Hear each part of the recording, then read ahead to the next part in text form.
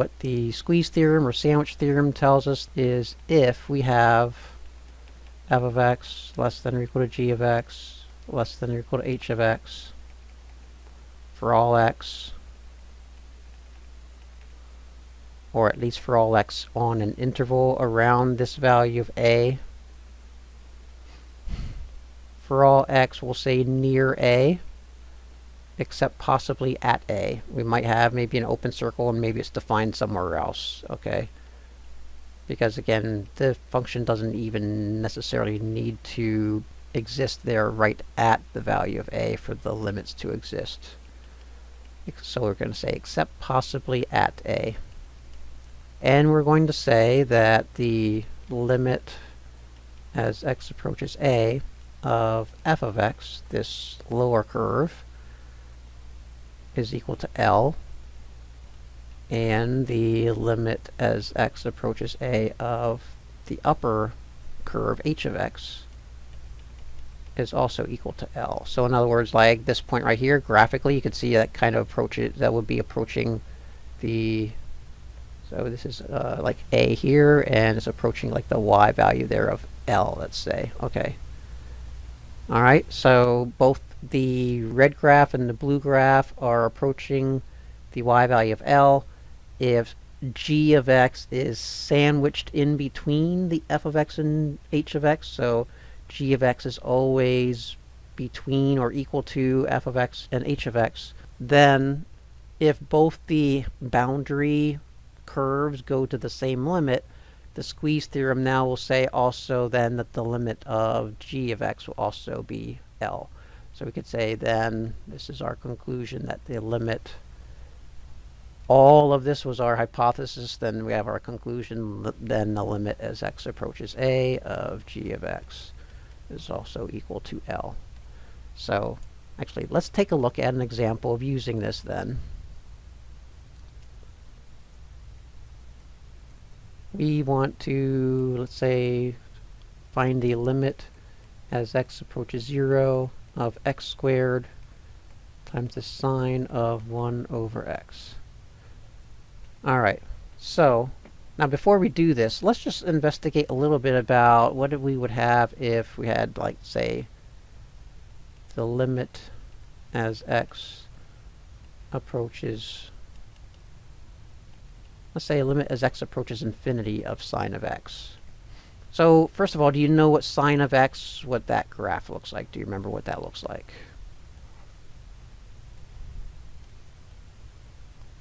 So if you remember, it starts at 0, 0. It's going to oscillate like something like this, and it just forever oscillates in the both to the right and to the left, right?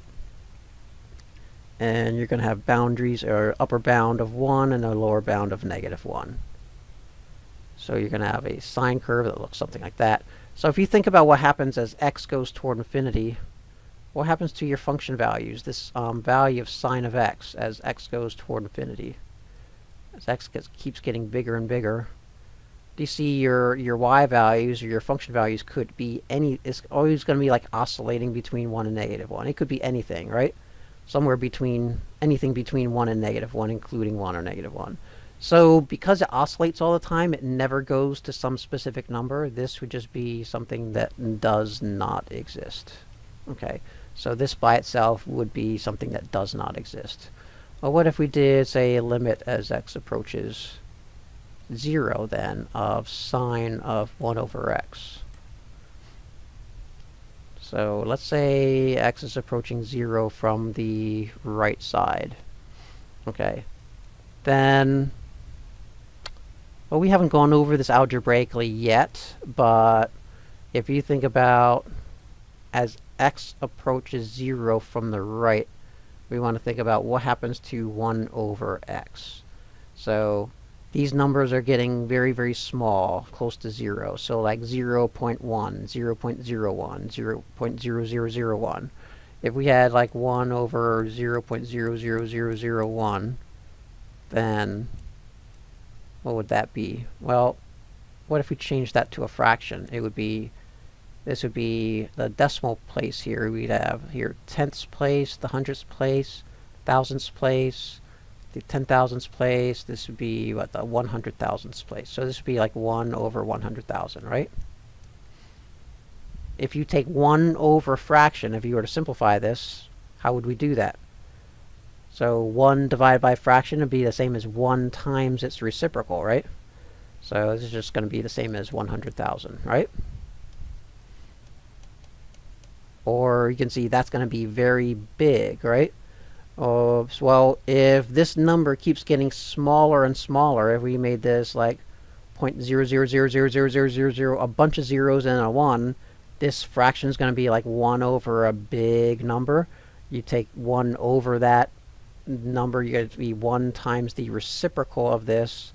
It's going to be a very big number. Or this 1 over x actually would be going toward positive infinity. So it's very similar to like what we have here, where if you go to positive infinity here, the result here is going to be something that does not exist.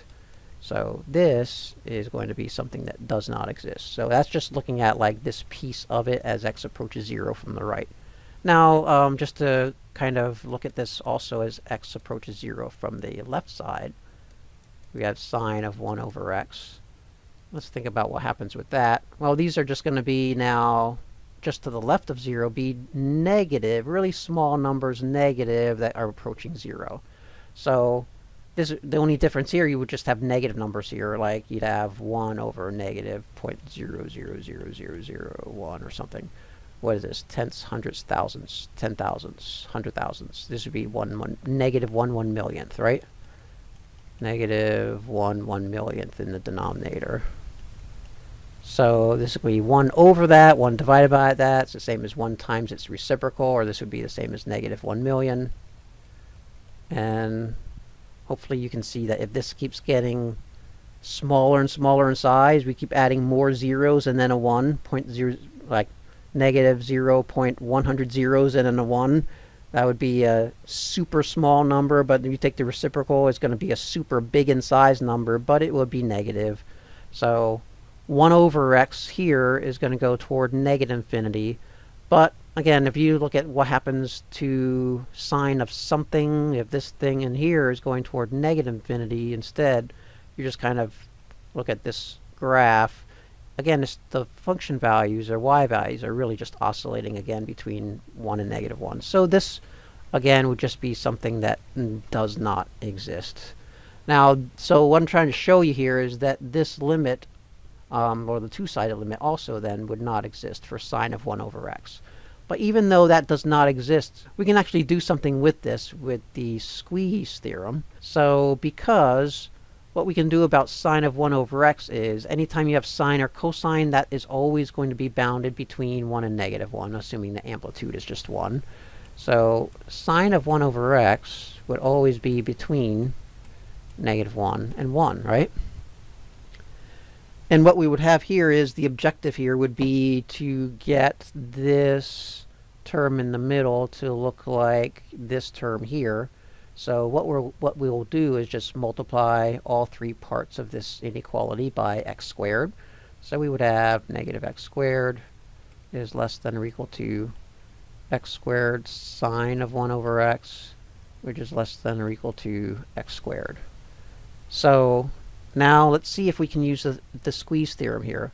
We have, so if you see how we're setting this up, we have something in the middle bounded by 2 other functions. If we can get these 2 other functions on the outside, in this case the f of x and h of x, if their limits would go to the same number, then the thing in the middle here would also have to approach that same number. So here, if we look at the limits on the ends, look at the limit as x approaches 0 of negative x squared. Well, you might know what the, do you know what would happen here as x approaches 0? As x gets really, really close to 0, x squared would really get close to 0, or this whole thing should end up just going towards 0. Or graphically, if you know what the graph of y equals negative x squared looks like, we would have a parabola that opens down, right? Okay. And then over here, For x squared, if we look at that end, we have the limit as x approaches 0, again, this time of x squared. As x approaches 0, x squared certainly is also going to approach 0. So this limit is going to go to 0. Again, you could also look at this graphically. If you were to look at this y equals x squared would be a parabola that opens up. And if you were approaching x equals 0 from either side, your y values also would be approaching 0. So you can see here we have these two curves like this. And what we have done is bounded this middle right here. We've bounded this middle between the negative x squared and the positive x squared. So therefore, if these limits both equal 0, according to our squeeze theorem or sandwich theorem, the limit of the function in the middle must also be the same thing. So we must also have the limit as x approaches 0 of x squared times sine of 1 over x must also equal 0. So here we could say, by the squeeze theorem,